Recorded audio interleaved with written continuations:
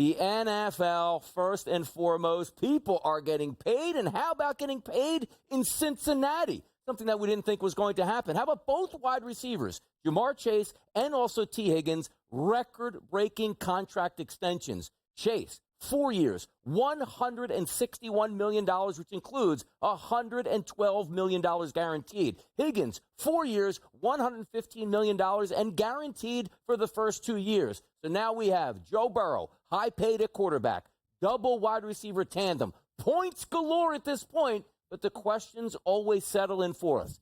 Yes, we love the signings of the two wideouts. Yes, we love the quarterback being in town. No, we don't love a defense that can't stop anybody, and if there's money left over. So, Ben, we look at this deal and say, yeah, fun the bet, but if we did it last year, maybe we could afford a defense in Cincinnati. The Bengals were a big-time over team a season ago. That seems to be the recipe this time around. Al Golden, new defensive coordinator in Cincy, who was last year the DC for a Notre Dame team that finished national runner-up in collegiate football. He was probably like, so what about that Trey Hendrickson guy? We traded him or are we trying to get him back? How about Jermaine Pratt, one of our defensive leaders as well? That is the story, DRS, for the overall outlook. I'm glad the Bengals came through on their promise to at least pay 2 of their 3 guys of this young core and trio where everybody deserved to be paid.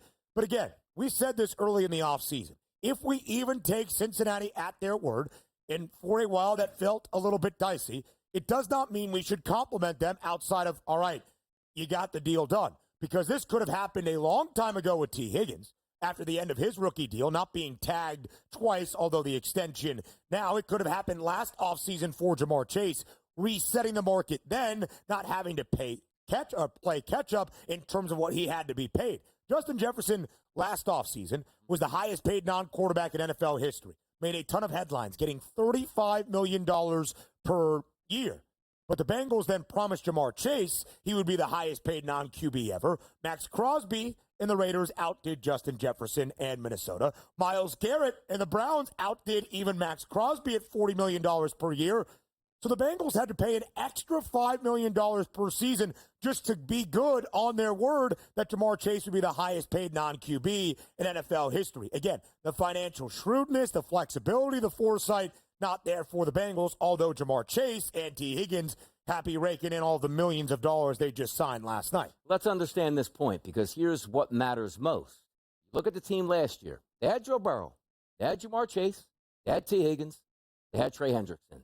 They also had a record that didn't get them in the playoffs at 9-8 overall. So now what did you do this year?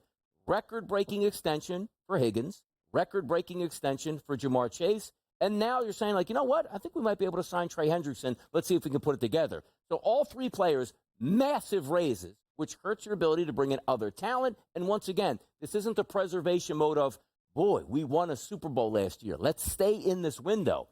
The window has never even opened just yet for the Cincinnati Bengals, who made a Super Bowl just a few years previous on a much quarterback-friendly deal because you still had a rookie contract there. Same thing with the wide receivers on the team. Now you're looking at them saying, boy, I think we can get back there, but the hill to climb is just that much harder because, again, the beating point is if all 3 of these were signed and last year you would have more money in your cap to go out and get after everybody else. I know it's easy to look at the Philadelphia Eagles and say, well, they have the same wide receivers and quarterback here, $100 million cheaper by signing sooner than later. Yep, and when you look at the wide receiver duo, that is now the highest paid ever with the addition of T. Higgins, 4-year, $115 million deal, just a little bit shy of $30 million per year, but T still now one of the 6 or 7 highest paid wide receivers. Incentives can get him up to $30 million per year. You compare that to the duo in Philadelphia, who was also paid last offseason, A.J. Brown and Devontae Smith.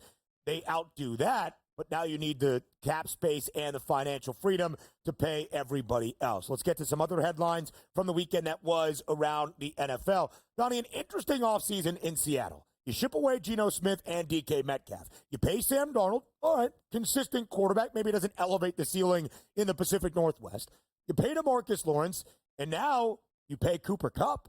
3-year, $45 million deal for Kupp to stay within the NFC West. He heads back to the state of Washington, where he played his college football at Eastern Washington University. What do you make of the move by the Seahawks to sign Cooper Kupp to a 3-year, $45 million deal? I want to say I like it, but to me, it actually doesn't make all that much sense. You take a look at DK Metcalf, who was on the team last year. They traded away. Big, hulking, speedster, dominant wide receiver on the outside. The wily veteran that you also had in Lockett. And then you also had a young wide receiver in Jackson Smith and Jigba. Say, boy, the three of those guys work in tandem together. So now you're left with Jackson Smith and Jigba, and you say, we got to add some talent. Cooper Kupp's the talent. Like, Jackson Smith and Jigba played a lot out of the slot last year. Cooper Kupp's going to be an outside wide receiver at this point now. And also understand this. You didn't sign him on like a vet minimum or a 1-year, $5 million prove-it deal. You take a look at that number, 3 years and $45 million, as if he's still an upper echelon wide receiver. Can he get back to the ways that he was maybe 2 to 3 years ago? Could be, but in the NFL, time doesn't go backwards. It moves forward at this point. And you are looking at a guy playing in an organization where he's one of the best in football, and that organization at the end of it goes, we're not even going to design plays for you at all, and good luck, we're cutting you in the future here. I don't get it. Yeah, Seattle. Donnie, you praise Seattle for having an understanding of their reality, of their context, and being like, hey, it's year number 2 for Mike Macdonald at the helm in the Northwest. But let's peel things back. We're not going to pay DK Metcalf. We're not going to pay Geno Smith. They were in this interesting kind of limbo area where you're with a second-year head coach now. You're not just trying to figure it out, peel everything back so you can be bad and then draft a quarterback of the future. They get a couple of fine pieces in there, but they're almost investing, but not investing in the guys they already had. An interesting reset, if you will, for Seattle. The Falcons did not trade Kirk Cousins prior to yesterday, triggering a $10 million roster bonus. So Kirk Cousins still on the docket in Atlanta.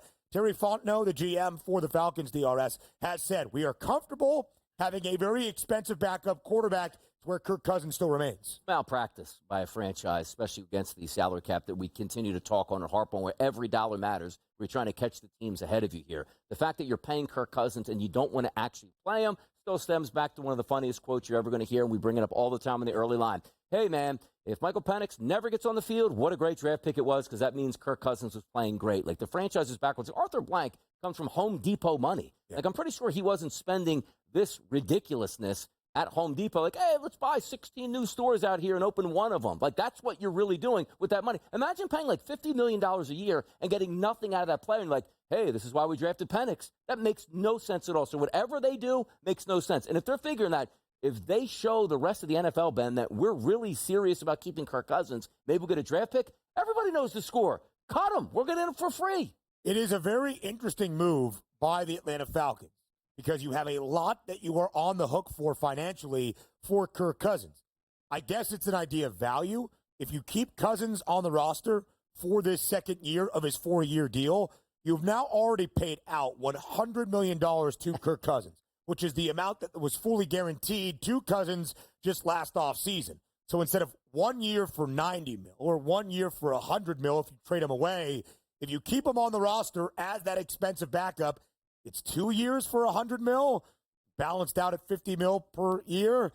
Not entirely sure that makes the most sense. Mekhi Becton, who had a great year in Philadelphia at the guard spot, probably going to be too rich for the Eagles to retain. He signs in Los Angeles with the Chargers.